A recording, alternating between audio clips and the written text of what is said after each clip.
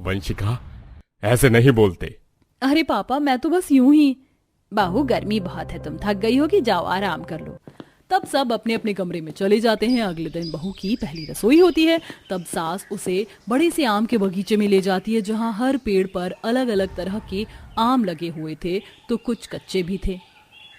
माँ जी, हमारा आम का बगीचा तो बहुत बड़ा है। बाहू, तो सोच भी नहीं सकती है ये जगह कितनी बड़ी है। यहाँ 101 आम के पेड़ हैं, तो सोच जमीन कितनी बड़ी होगी। और हमारा बिजनेस, खैर यहाँ से कुछ आम तोड़ ले, जिसकी आज तू पहली रसोई बनाएगी। ऐसा कर, खट्टी मीठी आम की लौंजी बना दे, और मैंगो शेक, मैंगो आइसक्रीम, और बाकी का नॉर्मल खाना।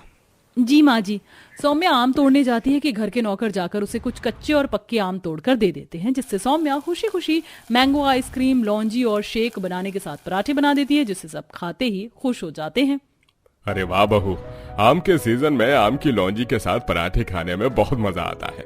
ये मेरी माँ बचपन में बनाकर मुझे खिलाया करती थी। मुझे तो और चाहिए, जरा तू और दे दे। और बहू, मुझे भी दे। मेरा भी ये सब खाने का मन है। जल्दी से ये सब लोग खाना खा ले, उसके बाद मैं आम वाली चीज खाऊंगी।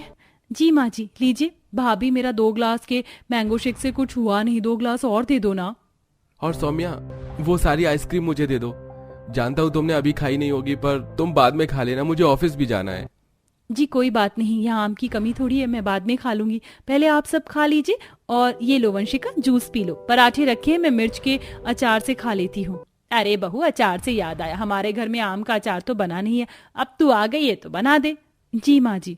बेचारी आम की दीवानी सौम्या के लिए घर में आम से जुड़ा कुछ भी खाने के लिए नहीं बचता, और मजबूरन मिर्च पराठा खाकर वो काम चलाती है। फिर कच्चे आम काट काट कर इसका मसाला तैयार कर आम का अचार बनाकर धूप में डिब्बे में डालकर छोड़ देती है। अगले दिन सास, बाहू देखो, और आम की पेटी आई है, ऐसा कर ज्यादा तादाद में आज आम से जुड़ी 2-4 चीज बना ले। जी माँ जी, मैं सबके लिए मैंगो मस्तानी, मैंगो जूस, मैंगो चटनी और मुरब्बा बना लेती हूँ। अरे वाह, सुनते ही मेरे मुंह में पानी आ गया। बहू जल्दी बना ले अब तो। सौम्या रसोई में जाकर पूरे आम की पेटी के आम छीलकर एक पतीले में मैंगो मस्तानी बनाती है, और दूसरे में मैंगो जूस और बाकी की चीज भी तैयार कर देती है। ये सब बनाते बनाते उसे रसोई में पसीने आ गए थे। वो थोड़ा सा चख लेती है। वाह, ये सब मैंने कितना टेस्टी बनाया है, आज तो ज्यादा भी बना, आज मैं खा लूंगी।